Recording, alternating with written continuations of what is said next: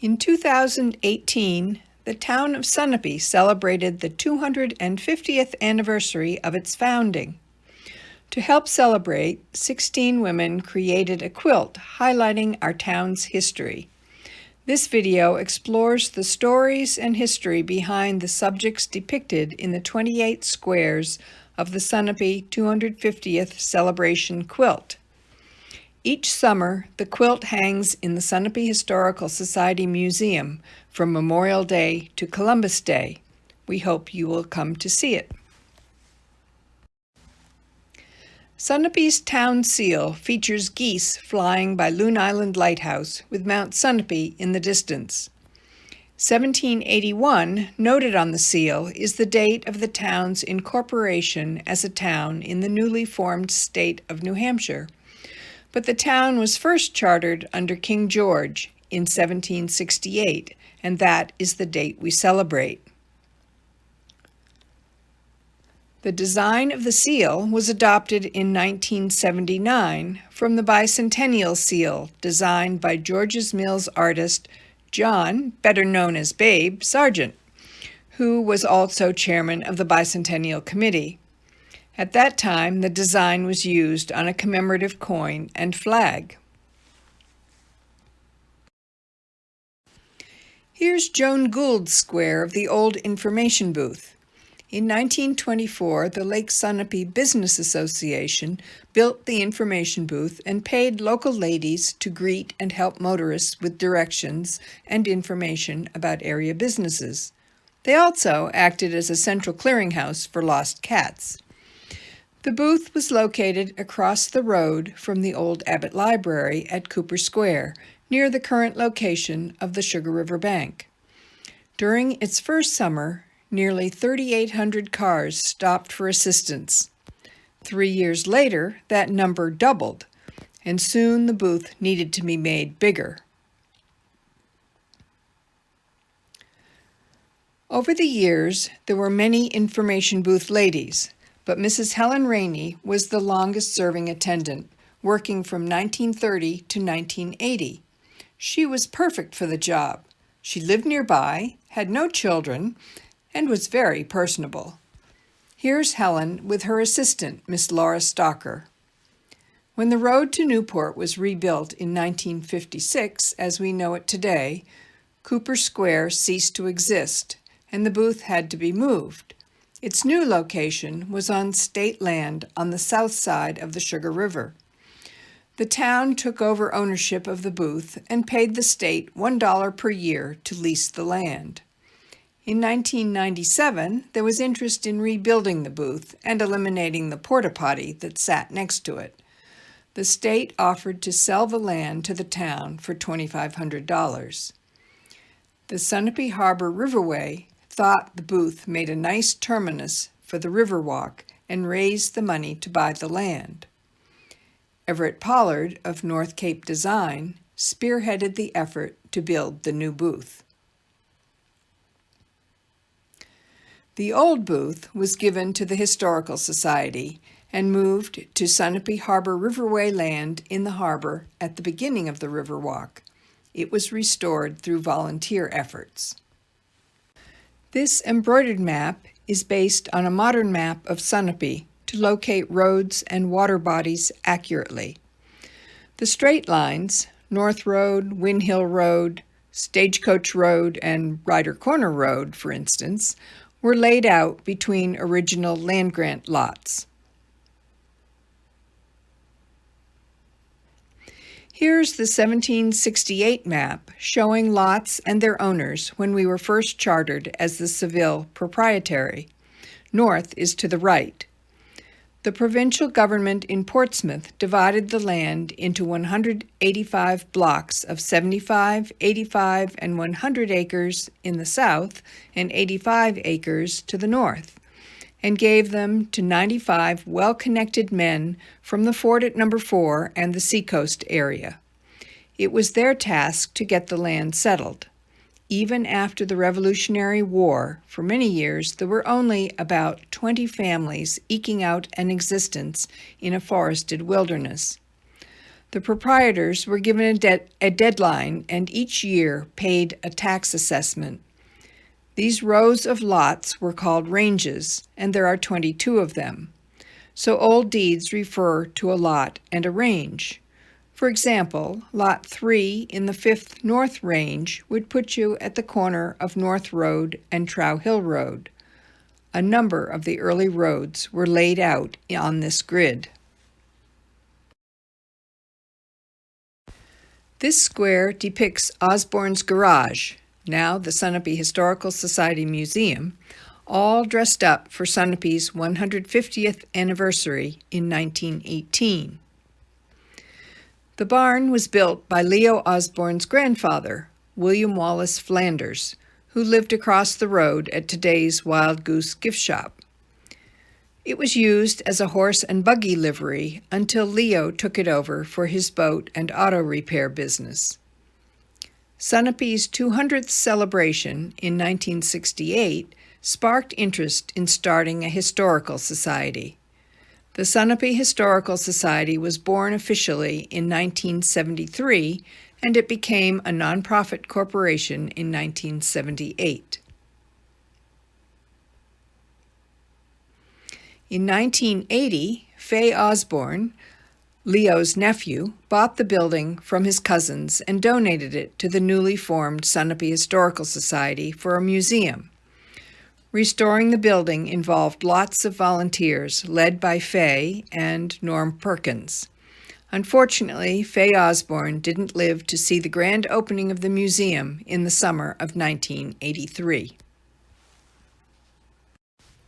This square shows the 250th celebration logo. Early in 2017, the town's 250th committee held a contest to design a logo for the celebration. Entries came in from both kids and adults. Each entry was submitted to Town Hall, where it was assigned a number so that the 250th committee judges didn't know who had submitted the designs. The winner was Michael McLaughlin of Grantham, who was rewarded with an assortment of 250th celebration swag. This square, depicting the Sunapee Water Ski School show, was worked by Charlene Osborne using her super-duper computer-aided sewing machine. In 1946, Frank and Dottie Morse came to Lake Sunapee, where Frank ran a speedboat service from Warren Morgan's Harbor Store dock. They bought a cottage on Star Island and in 1948 started the Sunapee Water Ski School. The next year, they and their talented group of young skiers were ready for prime time and provided an exhibition of skiing during an intermission in the Lake Sunapee Regatta Association's Water Sports Carnival held in Sunapee Harbor. This is Shirley Harvard on the shoulders of Dave James and Mickey McDonald. In the background is the Garnet Street shore with the old Rowell boathouses and Coles Marine at right. The building that became Lee's Guest House looks like the stable for thoroughbred horses that it once was. Over the years, Frank and Dottie taught more than 1,000 people to water ski and operated the school from a dock at Dewey Beach until 1964. For more than 20 years, water ski shows were held regularly during the summers at the harbor or in Newbury. Barbara Chalmers used felt to create this square depicting the Fairy Queen, a very early horseless carriage. Enos Clough of Springfield was a carriage builder and mechanic by trade who tinkered for 14 years beginning in 1855 to build this steam-driven carriage. He moved to Sunapee in 1868, just prior to perfecting his carriage, and the following year, on July 4th, operated it on the road in Newport. It frightened the horses, and authorities forbade him from running it on their roads. The Cloughs moved to Lakeport, near Laconia, where Enos sold the vehicle to Richard Gove, who crashed it. The engine survived and is at the Sunapee Historical Society Museum. Enos predicted that one day roads would be full of horseless carriages. Ironically, he was hit and killed by an auto in 1916 while doing flag duty at a Lakeport railroad crossing. And here's another quirky bit about Enos. He married 4 times. His first wife died. His second wife didn't divorce him until 6 years after he'd married his third wife. And 2 weeks after that divorce, he married his fourth wife. There's no record of any divorce from his third wife, but that didn't seem to faze her. She married 5 times. The Knowlton House Gardens, now the garden in front of the Lake Sunapee Protective Association offices, was depicted in this hand-painted square by Nancy Leach. Here it is today.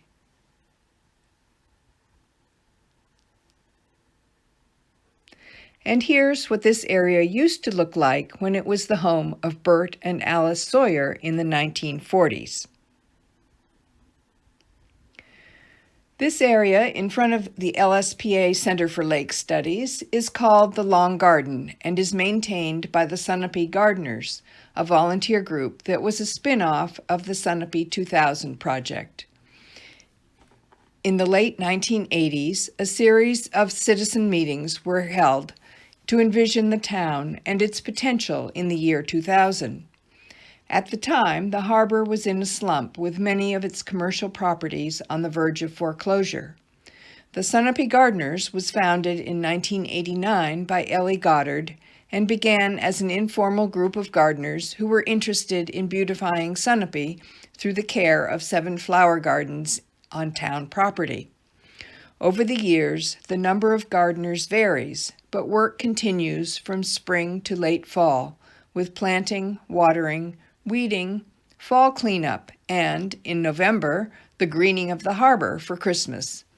The gardeners maintain a photographic record of the gardens and host lectures on gardening during the summer.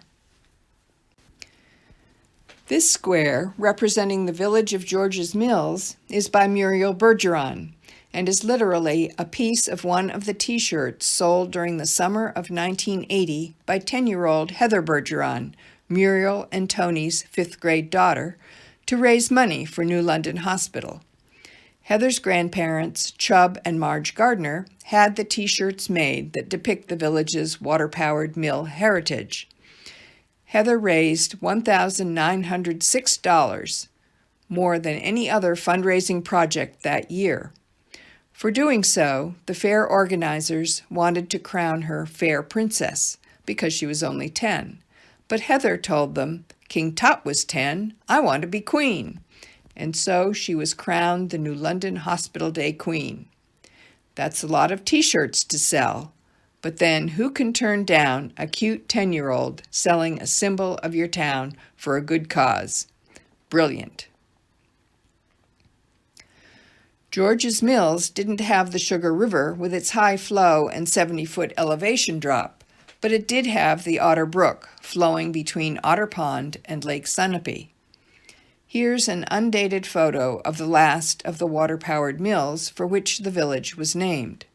Its first mill was a grist mill built in the 1790s for grinding grain and corn, run by Ichabod Hersey and powered by flowage of the Otter Brook. In 1798, the George family came to the village from the town of Ware, south of Henniker, where they ran a grist mill. In Sunapee, Daniel George I bought Hersey's mill, then built 2 mills, a new grist mill and a sawmill further downstream, and turned the old mill into a blacksmith shop. These mills were run by 3 generations of the family. Daniel George III, who died in 1891, ended operation of the grist mill in the early 1880s. There was a 4th mill built by David Colcord, which dressed wool for cloth and was later used as a shingle mill, and a 5th mill used as a cooper shop. This square by Sharon Parsons depicts the big building with the clock tower. It is now known as the Livery, but it has had lots of names over its long history. Built in 1890 by James Eastman, it was the livery for the adjacent Hotel Guelma, later called the Harbor Hotel. To match the west wing of the hotel, the livery had a low-slope roof and bracketed overhangs built in the Italianate architectural style. Eastman died in Cuba on business, and the hotel changed hands, as did the stable operators. There was Moses Knowlton, then Sylvander Osbon, French, then Fritz Corser, and in 1910, Bert Sawyer, who later owned the Moses Knowlton House. He bought the livery and renovated it, replacing the roof with a gable configuration that extended toward the street to cover the office. He also enclosed an open front shed on the east side.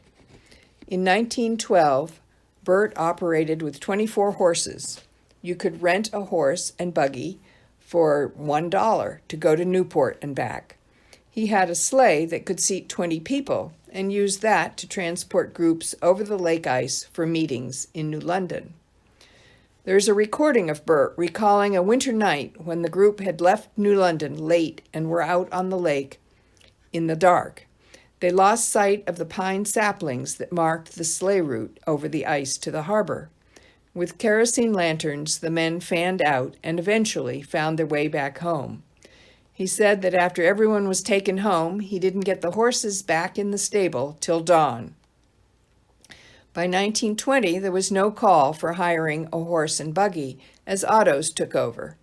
Bert sold the livery for $2,500 to the town for a central fire station. Firemen loved having all the space for their equipment, but there was just one problem: no heat in the big barn, and they realized they'd have to drain their new pumping equipment and not use it till spring. In 1926, civic-minded Moses Knowlton donated a clock and tower to the town.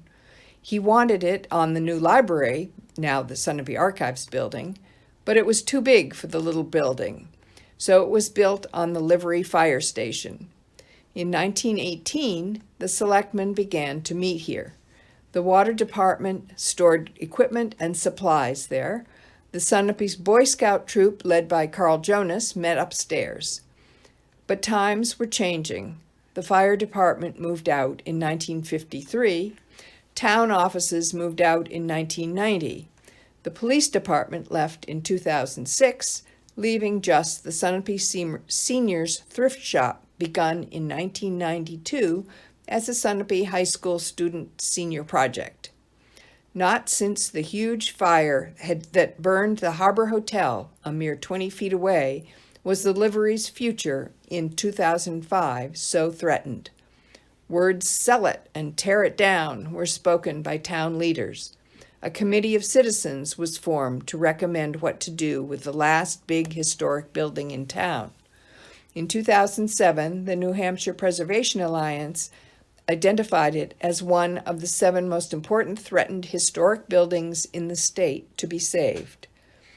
A new path was chartered in 2015 when the town sold the building to the Harbor Riverway, and the nonprofit Sunapee Heritage Alliance was charged with operating the building to benefit the community. By the end of 2020, ownership was transferred to the Heritage Alliance, and they had been awarded a significant grant for structural upgrades and roofing work. This is Carol Brudnicki's depiction of the Abbott Library. In March 2013, after many years of trying to get a new library built, the town approved a $1 million bond toward the cost of a new library at the Sunapee Center site.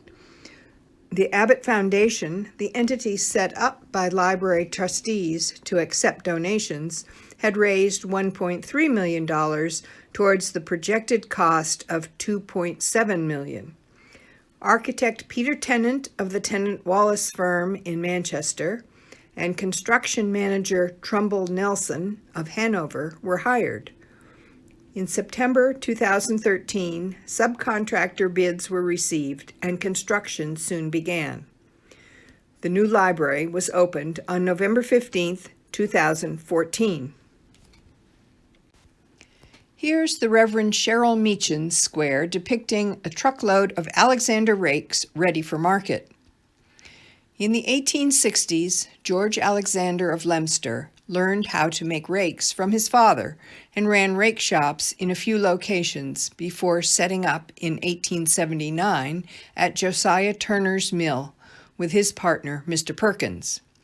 George's son, Ralph, first learned the carpentry trade and tried his hand at boat building, but eventually joined the family firm, then called George E. Alexander and Son. The Alexanders lived across the street in the house built by Sunapee's first Methodist minister, the Reverend Ozias Morris. Ralph Alexander married and had one son, Guy, who joined the family business after serving in World War II. At that time, production of rakes transitioned to wooden crutches. Today, the Alexander factory facility houses a metal fabrication company. The photo on which Cheryl's square was based features Ralph Alexander and his son-in-law in 1943 standing beside a truckload of 480 rakes ready to go to Wendell Depot for shipment. We can all recognize the building in this square by Wendy Nolan as the Anchorage, its name since 1952, but the building has a long history. Pearly Graves built it in 1901 and ran a luncheonette with fishing tackle called the Temperance Spa on land he leased from Lucy Knowlton for $25 a year. Soon he added on to the back of the building. You might wonder why that back wing is so low. Well, Lucy required that the building be kept low so the view of the lake from her home wouldn't be blocked, a restriction that has carried through to today. In 1920, Burkhaven's Warren and Ethel Morgan bought the business. They owned the Burkhaven Boat Livery and Store. Ethel ran W.F. Morgan's store, where ice cream, fishing tackle, food, and souvenirs were sold. In 1938, the porch along the lake was enclosed for more restaurant seating. At the end of 1951, after 32 years, the Morgans sold it to Robert Bowman of Gardner, Massachusetts. Bowman renovated it, giving it a colonial look with small pane windows and shingle siding. The interior was painted a tropical green, and a mural ran the length of the enclosed porch across from the booths. A modern soda fountain was added, with 16 spinning stools. Over the next 33 years, the Anchorage changed hands many times. In the 1980s, the Anchorage, along with other harbor properties, was owned by Kingsley Smith, who sold them to Twin State Development. In 1990, the bank foreclosed on all the properties, opening the door to a group of local citizens concerned about the future of the harbor. Sunapee Harbor Riverway Incorporated, led by Dr. Jolyon Johnson, Dick Webb, John Rao, and Paul Grevstad, was founded, and funds were raised through shares bought by community members to buy these properties and maintain a welcoming harbor village. This square by Wendy Nolan depicts the Sunapee ski tow on Edgemont Road, with the houses of High Street beyond. In 1938, Sunapee took several big steps towards starting organized recreation in town. First, a winter skating rink committee was formed to maintain a rink on the lake ice in the harbor. Then the Dewey family gave the beach to the town on the condition that a rec committee would be formed to properly operate it. And finally, a group called the Sunapee Outing Club, associated with Sunapee Central School, promoted the idea of starting a ski tow. $500 was voted at town meeting, and a committee was formed to find a place for the tow. They settled on Blaisdell Hill, which had a 350-foot drop and an open pasture at the bottom, got permission from 4 landowners, and started to clear trails with volunteer help. On February 4th, 1939, the rope tow, driven by a Model T engine, was completed, and Central School headmaster Leslie Cummings took the first ride up. School kids packed the snow on the trails. The beginner area at the bottom field was served by a separate tow with a warming hut. With the rink and the ski tows, Sunapee had a winter carnival from 1939 into the 1950s, in which its students competed against other area high school teams. The ski tow created a whole generation of Sunapee kids who loved to snow ski. The opening of Mount Sunapee in 1948 increased interest in skiing, and in 1950, the town even had a ski jump located north of the Central School. But operating costs began to rise in the 1950s with insurance and state lift inspections. In 1970, Harry Tilton gave the land where the lower tow was located to the town for recreational use. After nearly 40 years of operation, 1976 to 77 was the last winter the ski tow operated, ending a great era of winter fun right in town. Kathy Springsteen designed this square to show the plants and wildlife of Perkins Pond. Perkins Pond is about 150 acres in size with an average depth of 5 feet. Water enters the pond from Ledge Pond Brook to the north and flows out to the west to Croydon. In the early 1800s, there was a water-powered sawmill on Ledge Pond Brook. Early deeds referencing the end of the 1700s indicate the pond was called Eastman Pond, probably named for Moses Eastman, who lived just south of the pond in Croydon near the Springfield Road intersection.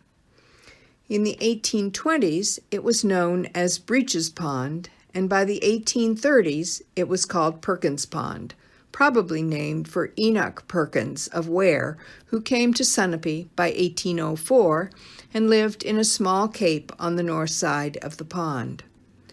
Following Enoch's death in 1851, his son, James Perkins, continued to farm here.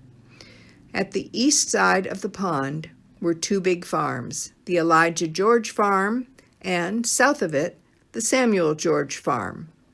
In the 1930s, the owners of these farms began to sell cottage lots on the pond.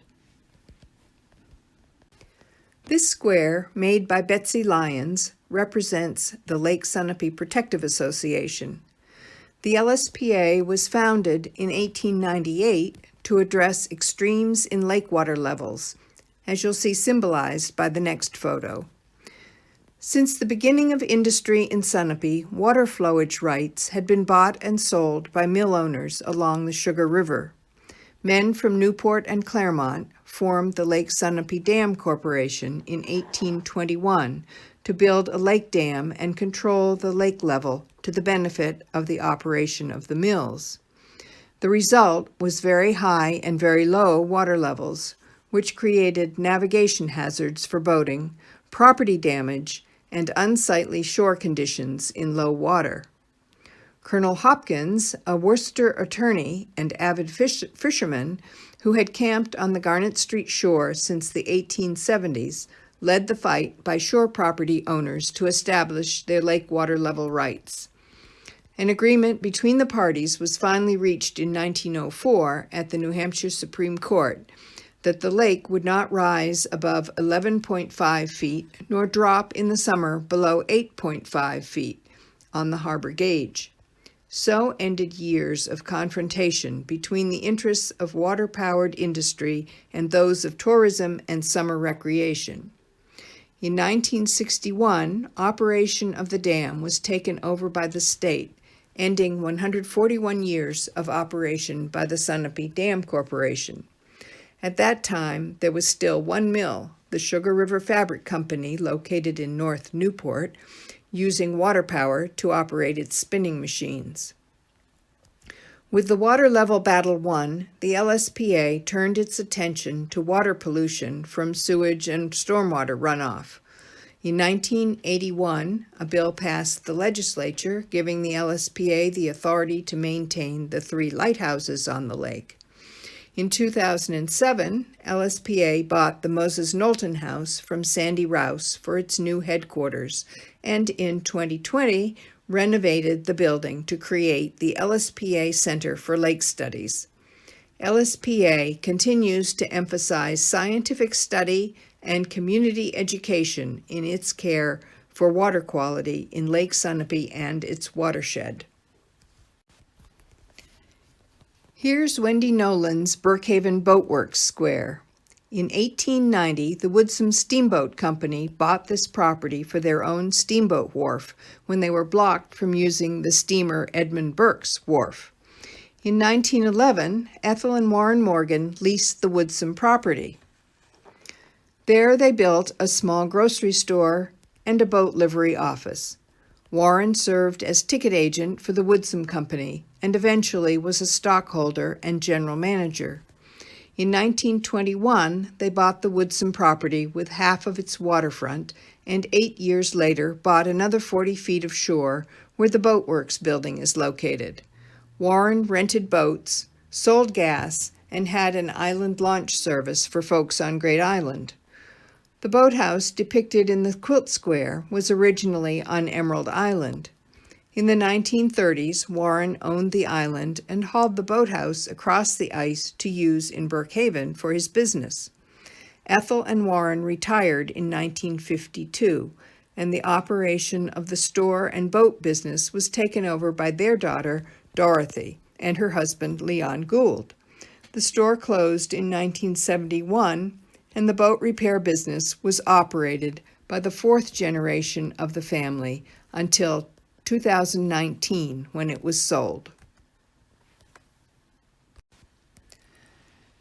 Sharon Parsons made this square to represent all Sunapee schools. Sunapee had 9 district schoolhouses during the 1800s. The first was in South Sunapee, located on today's Bradford Road.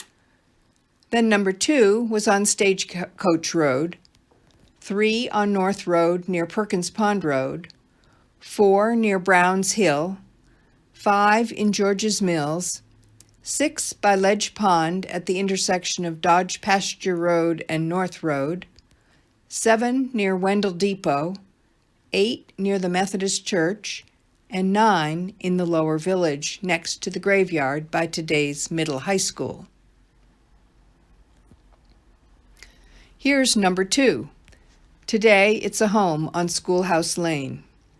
These schools were pretty primitive, with heat from a wood stove, an outhouse, a bucket and ladle for water, desks, and a slate chalkboard. Sunapee offered an 8th grade education with 3 terms per year. Attendance was poor, and the quality of education in the 9 schoolhouses varied considerably. In 1885, the legislature abolished the district school system and encouraged centralized schools. Sunapee built its first central school in 1901, a 2-story classroom building which slowly phased out the 1-room schoolhouses.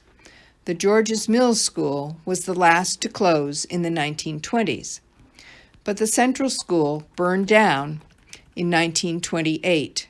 Resulting in the construction of the brick school on the hill we all know today. In its day, it held all 12 grades. In 1969, there was a move to create a regional high school, but Sunapee chose to retain local governance, and in 1973 built the current middle high school. Today, 5 of the 9 1-room schoolhouses still exist in Sunapee.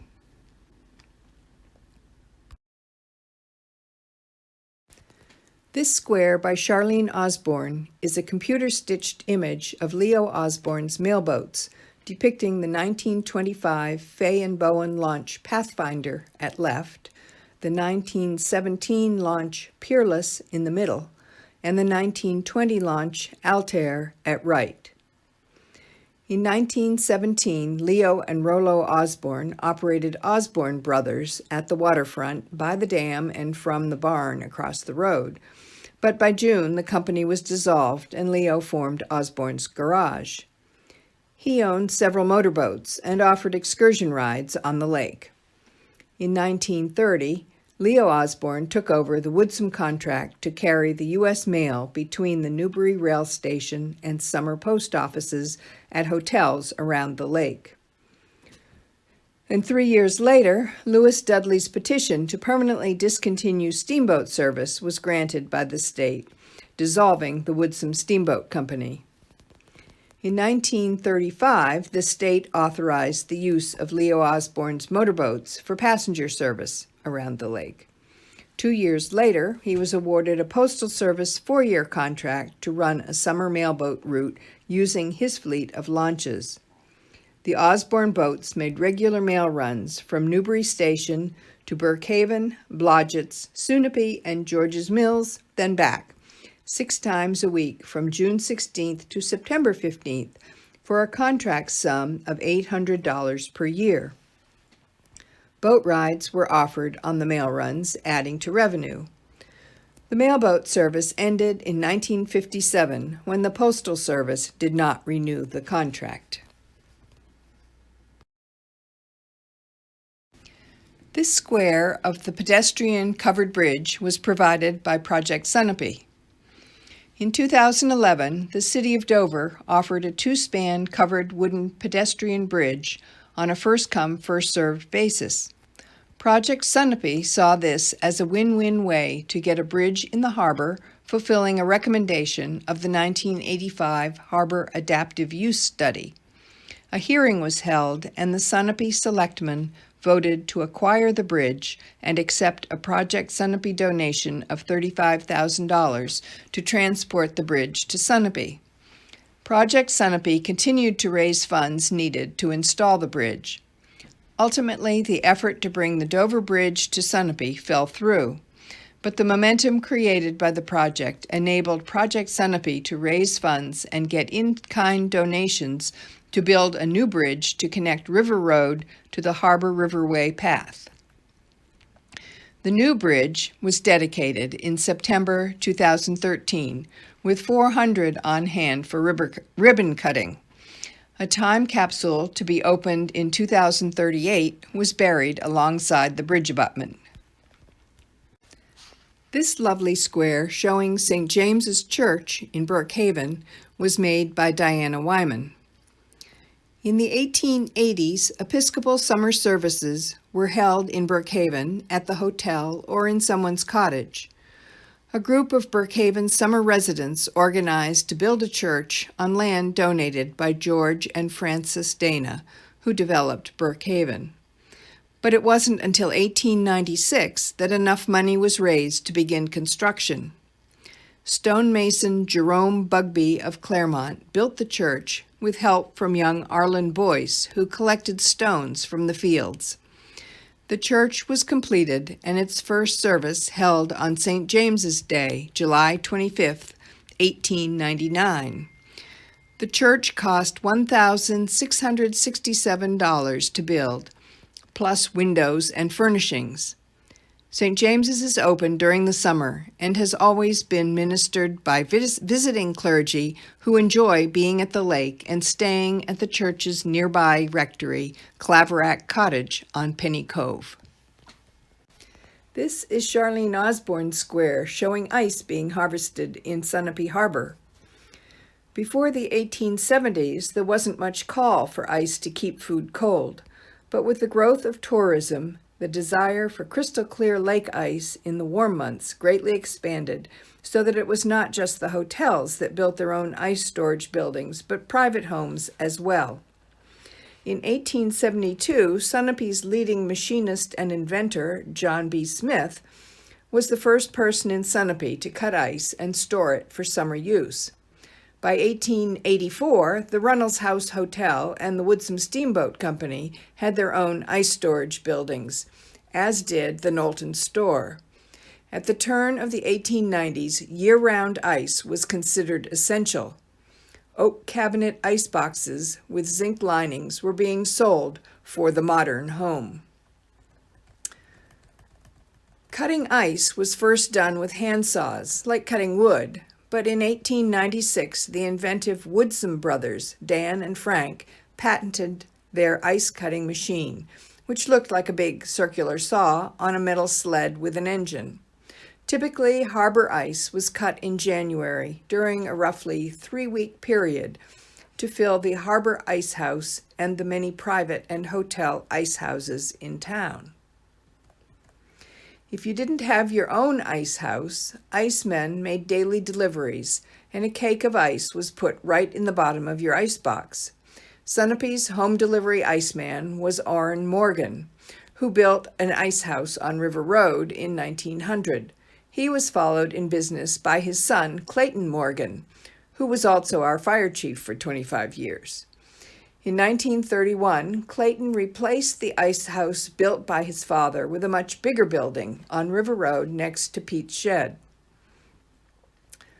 This ice house held 1,260 tons of ice, with cakes in 16 layers of 712 cakes per layer for nearly 11,400 cakes of ice. In 1946, Clayton's ice-cutting crew was Bob Hill of the Woodbine, John Humphrey, Leon Gould, Ole Nutting of Stagecoach Road, and George Merrifield and Arthur Dodge. The ice business was sold to the Smith brothers, who continued to cut and store ice in the Harbor Ice House until the late 1950s. Ice blocks were packed in sawdust. It was the only cool building in town on a hot summer day. This is the old Abbott Library, now Sunapee Archives, and was crafted by Carol Brudnicki. Sunapee's first public lending library was established in 1892 with $50 and was located in a corner of the jewelry store at one end of Knowlton's store, later known as the Community Store. The Sunapee Women's Improvement Society worked for many years to raise funds to build a new library, which finally became reality after Martha Abbott's substantial bequest in 1918. Martha was from New London and was educated at Colby Academy. She taught at Warner High School and married Almon Abbott late in life. He was a machinist who worked in the lower village. Martha served on the school board, read an amazing amount, and was much admired for her public speaking ability. Almon died suddenly in 1917, and within a year, Martha was terminally ill. She wanted to leave a lasting legacy to a project that meant a lot to her, a library for Sunapee, and so left a substantial bequest to the town for that purpose. A search committee came up with 5 sites, and George Peabody's lot at Cooper Square was selected. Architect Cyrus Campbell of New York and George's Mills prepared sketches for the new building. Work began in the fall of 1924, and in 1926, furnishings were moved in. With the completion of the new library in 2014, the old building sat empty for 3 years until the thrift shop moved into the lower level and the Sunapee Historical Society began renting the main floor for its archives. The Sunapee Historical Society's purchase of the building was completed in January 2019.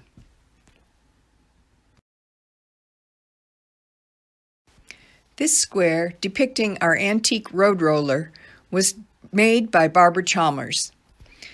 The Buffalo Springfield Road Roller Company was formed in 1916 by the merger of 2 companies, former arch rivals, Buffalo Pitts and Kelly Springfield. They are usually thought of as steamrollers, but Sunapee's roller has always been gasoline-powered by a 4-cylinder Waukesha engine. These gas-powered machines began to be made in 1908. Our 1928 road roller sat unused from the mid-1960s, a dinosaur to a past age, stored by Bill Stocker and Eileen Stiles in the field by the family's barns on Edgemont Road. The town donated the roller to the Historical Society, and in 2007, restoration began, led by Stuart, Lois, and Fred Gallup, with help from others, including Paul Manson providing a new gas tank, Bo Muller, who helped with the roof, Bratton Robillard, Gary Jackson, Ted Gallup, and Robert Gallup. Restoration of Sunapee's road roller was completed in October 2007 with a demonstration in Lois's backyard. Since then, each summer, Fred Gallup starts her up and leads the 4th of July parade, drawing the cheers of the crowd as he deftly maneuvers the rig in a ballet of moves to make the turn from Main Street onto River Road in the harbor. This square was made by Sunapee's Dorothy Morgan Gould, probably in the 1940s. Dot was a very creative person who also hand-painted furniture and made jewelry. Dot was raised in Sunapee, the daughter of Ethel and Warren Morgan, who ran the Brookhaven store, W.F. Morgan's store, and the bazaar in the harbor. She was a great swimmer who taught the kids in Brookhaven how to swim and learned to high dive off the railings and roofs of the Woodsum steamboats. She and her husband, Leon Gould, worked for her parents, then took over the Brookhaven family businesses in the 1950s. Dot was postmistress of the Brookhaven Post Office and donated the post office equipment that is on display at the Sunapee Historical Society Museum. She was also very interested in Sunapee's history and did some great research into the old cottages of Brookhaven. This square by Charlene Osborne shows the names that our town has been known by. Before the town was named Sunapee for the lake and mountain in 1850, our town was named Wendell in honor of proprietor John Wendell in 1781. Before that, we were a land grant created in 1768 named Seville, and even earlier we were an unofficial area called Coreystown, named for Oliver Corey Sr., born in 1729 in Littleton, Massachusetts, who brought his family of at least 9 children to the northern outpost, the fort at No. 4 on the Connecticut River, which became Charlestown. The only road shown on the 1768 map of Seville is called Corey's Road, passing south of a pond that's probably Mountain View Lake, and running west to what was called the Unity Road that headed to the fort at No. 4. Oliver's sons, Oliver Jr. and Samuel Corey, fought with New Hampshire men in the Revolutionary War.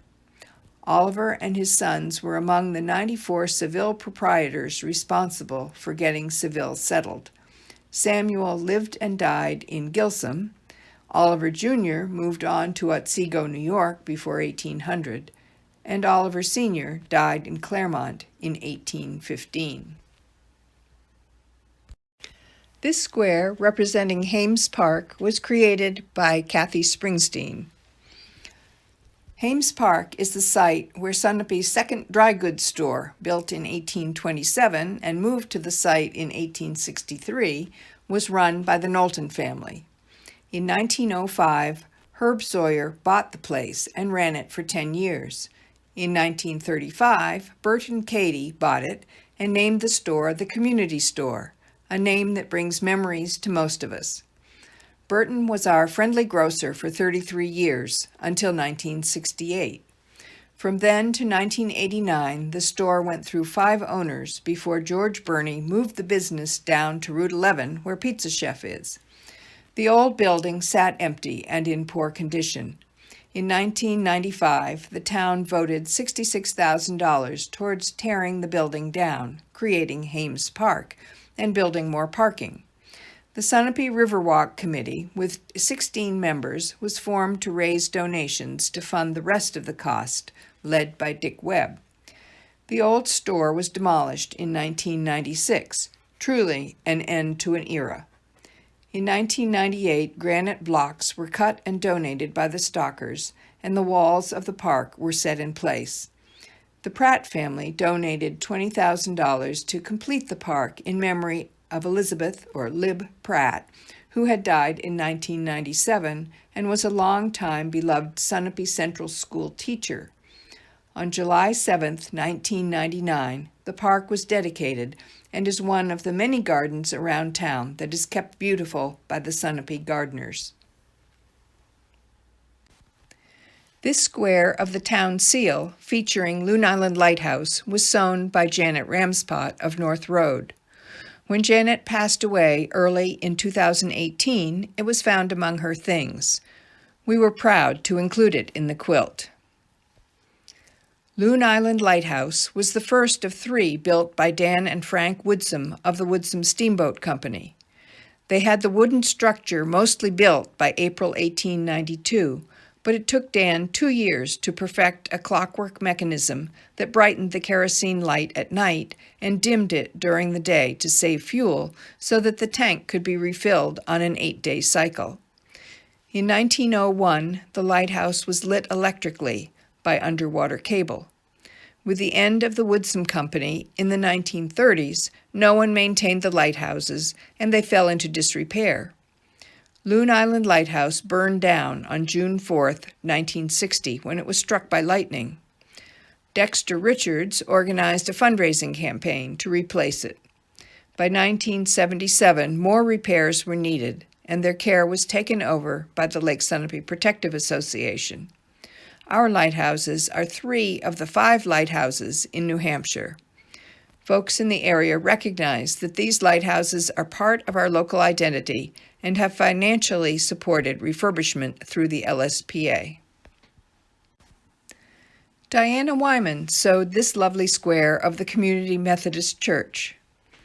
In 1853, Methodism officially came to Sunapee, and a preacher was provided by the New Hampshire Methodist Conference. There was no church yet, and followers shared the North Meeting House with other denominations. In 1856, a church was built across the street from the present church, but it burned to the ground 15 years later in 1871 in a spectacular fire that nearly burned down most of the lower village. Newspaper accounts said the glowing night sky was visible in Bradford. Almost immediately, a new church was built, the one we all know today. Its first service was held downstairs in the vestry in December 1871, just 6 months after the fire. It took another 3 years, though, to completely finish the new church. Indoor plumbing came in 1913, but of course it was piped out to the river. In the late 1990s, a 2-story addition was built on the south side that provided more support space and made the church accessible to those with disabilities. The church remains a vibrant center of activity in Sunapee today. The last square, made by Charlene with her amazing sewing machine, documents all the people who contributed their time and sewing talents to make this wonderful quilt.